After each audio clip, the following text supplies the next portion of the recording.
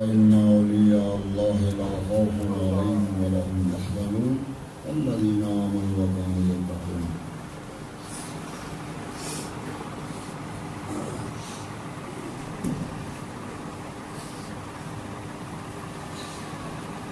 پہلی بات تو یہ ہے کہ شیخ مرشد سے اتنی محبت ہونی چاہیے، اتنی محبت ہونی چاہیے، اتنی محبت ہونی چاہیے کہ ہر چیز میں شیخ کی صورت دکھائی دینے لگے. سبحان اللہ. اس لیے گرو فرماتے ہیں کہ پھر بندہ کہیں جا کے دوسرے کی محفل میں بیٹھنے کے قابل ہوتا ہے. آج ہر بندہ جو کہتا ہے ادھر چلیں گے ادھر چلیں گے ادھر چلیں گے، محفلیں اٹینڈ کرنی چاہیے، لیکن جو لوگوں کو طریقہ کار ہے نا، بس اللہ ان کو مبارک کرے، ہمارا یہ طریقہ نہیں ہے. تو میرے صاحب اللہ ان کے درجات بلند فرمائے، ان کی قبر مبارک کو نور اعلیٰ نور بنائے. تو میرا بڑا آنا جانا تھا، حالانکہ اس وقت راستہ بھی لمبا ہوتا تھا، تقریباً 10-12 گھنٹے لگ جاتے تھے مشاءاللہ کے. پھر 3 گاڑیاں بدل کے جانا پڑتا. اب ان کے وصال پر میرے ساتھی، میرے دوست، میرے متعلقین کچھ گئے ہیں، تو ان کو سمجھ لگی ہے کہ یہ جو سلسلہ ہے کہ ہمارے حضرت صاحب نے کس طریقے سے سیکھا ہے، یعنی ان کو مشکل لگا کہ اتنا سفر کیا ہے. تو ان کی زبانی میں نے سنا، انہوں نے کہا کہ جس طریقے سے ہمارے حضرت صاحب نے یہ سلسلہ حاصل کیا ہے، اس لحاظ سے ہمیں یہ بالکل مفت میں مل گیا، بالکل مفت میں مل گیا ہے. تو بڑا ذوق تھا مجھے، جیسے فرض کر لیں یہ یہاں عوان مارکیٹ ختم ہوتی ہے، آگے فیروز پور روڈ آ جاتا ہے، تو مجھے ایسے لگتا تھا شام کہ جیسے میں فیروز پور روڈ پر چڑھ گیا، یعنی بہت نزدیک لگتا تھا، بہت قریب. فکر ہوتی تھی کہ میں نے جانا ہے. سارا دن اسی طرح لگ جاتا. پھر رات کو 11 بجے بس چلتی تھی، 11 ساڑھے 11 12 بج جاتی تھی. پھر وہاں جا کے ساری رات سفر میں، پھر کبھی اسٹیشن اترنا، پھر بہادر بازار جانا، وہاں پھر اترنا، پھر آگے شاہنامہ. میرے صاحب کا آستانہ مبارک تھا. تو میری بات نہیں، بڑے بڑے پیسے والے لوگ تھے، بڑی بڑی خدمتیں کرنے والے لوگ تھے، باقی بات ساری اللہ کے فضل کی ہوتی ہے. دوسروں سے میرے حضرت فرمایا کرتے تھے کہ الطاف حسین کو ہمارے ساتھ بہت زیادہ محبت. یہ ان کی زبانی، اللہ ان کے درجات بلند فرمائے. جو ملتا اس کو کہتے الطاف حسین کو ہمارے ساتھ بہت زیادہ محبت. میں تو کیا کہتے ہیں پنجابی میں، میں گلیاں دا روڑا کوڑا تخت بٹھایا ساتھ، تو میں کس قابل تھا. بہت محبت، بہت شفقت فرمائی. تو میں 2-4 باتیں کر کے چھوٹی چھوٹی پھر ختم کرتا ہوں. تو استاد صاحب ہمارے تشریف فرما تھے، تو فرمانے لگے کیسا ادھر ہمارے پاس بیٹھے. ہم بیٹھ کے تو آلو پکائے ہوئے تھے شوربے والے. تو فرمانے لگے کیسا صاحب، ہم مہاجر، ہم آپ کی خدمت نہیں کر سکتے. خدمت تو مریض کو کرنی چاہیے. تو فرماتے ہیں ہم آپ کی خدمت نہیں کر سکتے. تو میں بولتا ہی نہیں تھا، ہاں نام ہی نہیں کرتا تھا. جس طرح آج بولتے ہیں نا، میں نہیں بولتا تھا، میں خاموشی اختیار کرتا تھا. چپ کر میرے لیے جا نہیں بولنا. تو ہر جگہ پر بولنا مناسب نہیں ہوتا، جواب دینا مناسب نہیں ہوتا، میں خاموشی اختیار کرتا تھا. تو پھر ایک لڑکا بالکل استاد صاحب مالک کے سامنے بیٹھا ہوا تھا. تو استاد صاحب مالک نے فرمایا عوارف المعارف کس کا لکھا ہوا ہے؟ ایک کتاب ہے عوارف المعارف، یہ کس کا لکھا ہوا ہے؟ وہ چپ رہا بیچارہ، نہ پتا ہوگا. میں نے ہوشیاری دکھائی، نہیں بولنا چاہیے تھا. میں نے کہا استاد صاحب مبارک حکم فرمائیں تو میں عرض کروں؟ فرمانے کہ ہاں بولو. یہ کس کی تصنیف ہے؟ میں نے کہا، میں نے عرض کی استاد صاحب مبارک شہاب الدین سہروردی، شہاب الدین سہروردی. آپ نے تبسم فرمایا، مسکرائے، فرمانے لگے التائی صاحب اگر آپ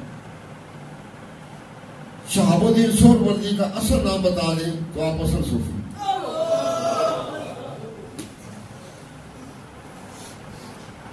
نام ان کا عمر بن عبداللہ ہے. میں خاموشی اختیار کر گیا، میں نہیں بولا. اسی طرح اسی جگہ اسی مقام میں ایک دفعہ بیٹھے ہوئے تھے. گرمی بڑے زور کی گرمی، جون جولائی کا مہینہ. تو استاد صاحب فرمانے کے اتنے صاحب ایک ذکر کا گرمی، ایک موسم کا گرمی، طبیعت ناساز. تو کسی نے کہہ دیا استاد صاحب مبارک بارش کے لیے دعا فرمائیں. استاد صاحب مبارک نے دعا کے لیے ہاتھ اٹھائے ہیں. بالکل دھوپ زبردست، تپش زبردست، کوئی بادل نہیں، کوئی اندھیری نہیں. تو جیسے ہی استاد صاحب مبارک نے ہاتھ اٹھائے ہیں تو پتہ نہیں چلا کدھر سے آندھی آ گئی، پتہ نہیں لگا. کھڑکیاں دروازے کھڑکنے لگ گئے. ایک دم زور سے زبردست بارش لگی. تو استاد صاحب مبارک مسکرائے، فرمایا کہ چلو اندر چلو اندر چلو اندر چلو. یہ لوگ سنی سنائی باتیں کرتے ہیں، یہ ہمارے بیچ میں محفل میں بیٹھے ہوئے ہمارے حضرت صاحب کی بات ہے. پاس بیٹھے ہوئے تھے، بالکل جڑ کے بیٹھے ہوئے تھے. اس طرح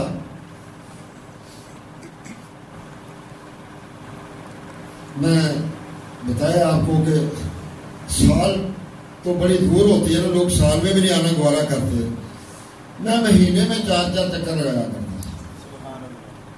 مجھے اندازہ ہے، ہو سکتا ہے زیادہ ہوں. جب دیکھا کرایہ بن گیا ہے، خدمت بن گئی ہے، میں دوڑ لگا دیتا تھا کہ یہ رستے میں بھی کھانا ہے. جب میرے پاس یہ خرچہ بن جاتا میں چلا جاتا تھا. تو میں جب گیا تو استاد صاحب مبارک اللہ ان کے درجات بلند فرمائے، ان کی آنکھ کا آپریشن ہوا تھا. تو فرمانے لگے الطائی صاحب آپ ادھر کیا ہو یا واپس؟ میری آنکھ کا آپریشن میں توجہ نہیں کر سکتا. میں اٹھ کے کھڑا ہو گیا. میں کہا استاد صاحب مبارک جیسے آپ کا حکم. فرمانے لگے نہ ابھی نہ، ابھی ہمارے ساتھ ادھر نماز پڑھو، پھر اس کے بعد اجازت. میں ٹھہر گیا تو محبت آ گئی.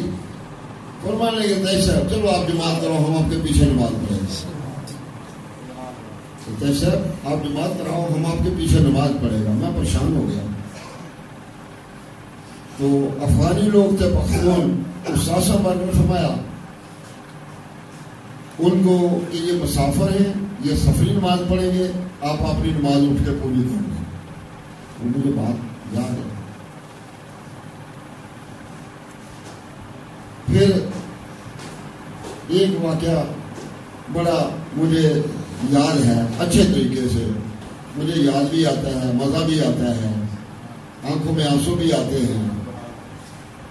تو استاد صاحب مبارک وہاں کچھ طالب علم تھے، ان کی دعوت رکھی ہوئی تھی آستانہ مبارک پہ. استاد صاحب مبارک فرمانے لگے الطائی صاحب ادھر درس سے بچے آئیں گے تو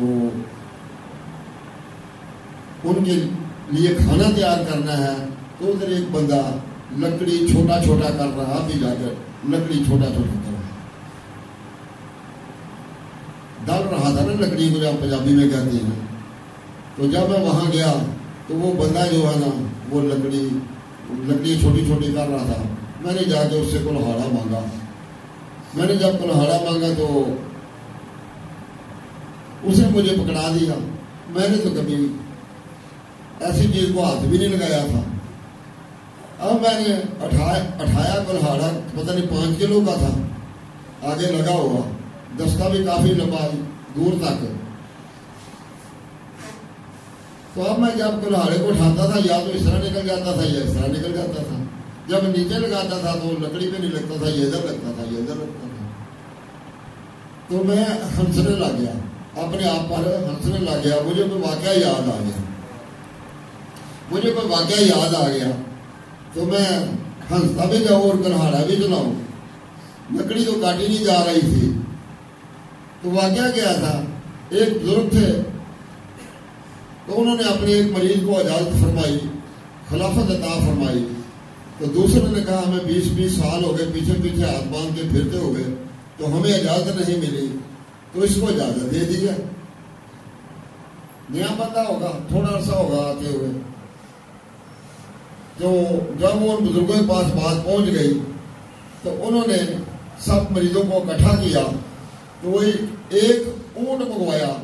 تو فرمانے لگے یہ اونٹ جو ہے یہ چھت پر چڑھانا ہے، اونٹ کو چھت پر چڑھانا ہے. تب مریضوں نے سوچا کبھی اونٹ بھی چھت پر چڑھتے ہیں. وہ حافظ قبلہ کی آپ نے بات سن لی ہے، بیان سن لیا، بات ساری محبت کی ہے. تو انہوں نے کہا پیر صاحب کی مت ماری گئی ہے. کبھی اونٹ بھی چھتوں میں چڑھتے دیکھے ہیں. وہ جب آیا مریض تو انہوں نے پیر صاحب نے کہا ہاں بھائی یہ اٹھ، پنجابی کے اندر اٹھ، انہوں کی زبان ہے جو اٹھ بھیا، اٹھ بیلیا چڑھانا، چھاتے چڑھا دے گا. حضرت صاحب کا حکم ہوگا تو میں چڑھاوا نا، یہ کیویں ہو سکتا ہے، میں اٹھ بھی چڑھاوا گا. اس نے ڈنڈا پکڑا اور مارنا شروع کر دیا اونٹ کو. اب اتنا بڑا جانور کہاں سیڑھیاں چڑھتا ہے، کہاں چھت پہ جاتا ہے. وہ مار کے خود بیچارہ ہانپ گیا، تھک گیا. پیر صاحب وہ بیٹھ گیا، سانس لینے لگ گیا، اتنا بڑا جانور تھا. تو پیر صاحب نے کہا بیٹا کیا بات ہے، اٹھ تو کیوں نہیں چڑھا؟ حضور میں نے ساہ لے لے میں نے چڑھا کے چڑھا. حضور میں نے ساہ لے لے میں نے چڑھا کے چڑھا تھا. پھر تھوڑا وقت گزر گیا، پھر سانس لیا اور 3 دفعہ اس نے ایسا کیا. تھک جاتا تھا بیچارہ مار کے اونٹ کو. پھر انہوں نے بلایا مریض کو، بیٹا ادھر آ گیا. تو پیر صاحب نے کہا پتا مینوں بھی سی کہ اونٹ چھت تے اٹھ نہیں چڑھ سکتا، پتا اینوں بھی سی کہ اٹھ جڑا چھت تے نہیں چڑھ سکتا، لیکن انہیں میرے حکم نو منیا. سبحان اللہ، اپنی محبت کا اظہار کیتا. میں نے خلافت ایویں نہیں دے دیتی، کچھ ویخ کے دیتی.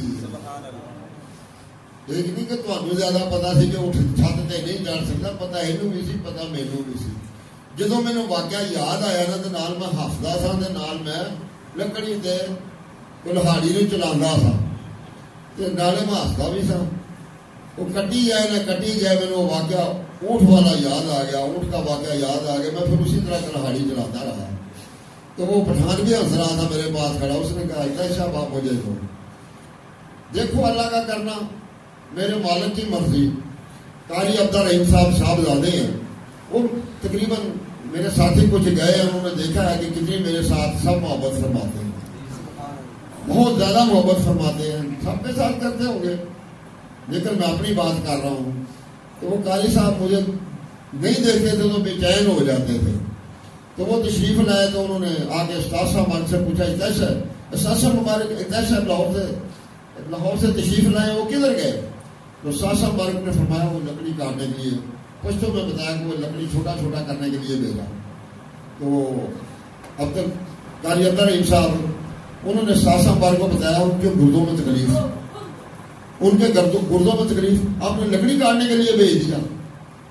استاد صاحب مبارک نے فرمایا کہ تیسر نے مجھے بتایا نہیں. تو قاری عبدالرحیم صاحب فرمانے لگے وہ آپ کے مریض ہیں، وہ آپ کو کیسے بتائیں گے؟ سبحان اللہ. آج والا ہوتا تو مر جاتا جی میرے سے درد ہو رہی ہے، میرے سے پیڑ ہو رہی ہے، وکھی پھاڑ کے کھڑا ہو جاتا. میرے دونوں گردوں میں پتھری تھی، میں چلنے پھرنے سے بیدار تھا، پھر بھی محبت اتنی تھی کہ میں بھاگا ہوا چلا جاتا تھا ہر چیز کو بھول کے. تو استاد صاحب ہمارے فرما کے دہشت کو بلاؤ، دہشت کو بلاؤ، جلدی جلدی جلدی جلدی بلاؤ.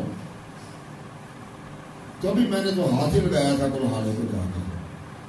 استاد صاحب مارک نے جب بلوایا تو میں آ گیا، میں بیٹھ گیا آ کے. تکلیف تھی گردوں میں بہت. استاد صاحب مارک چپکے سے آ کے نا اس طرح کر کے تو میرے سامنے چوکڑی مار کے بیٹھ گئے. یعنی مجھے علم نہیں تھا کہ استاد صاحب مارک تشریف لائے. میں اس طرح بیٹھا ہوا تھا اپنی تکلیف میں، تو آگے نا ایسے چپکے سے آئے تو میرے سامنے آ کے بیٹھے، آ کے میرے گوڈوں پر اس طرح ہاتھ رکھ.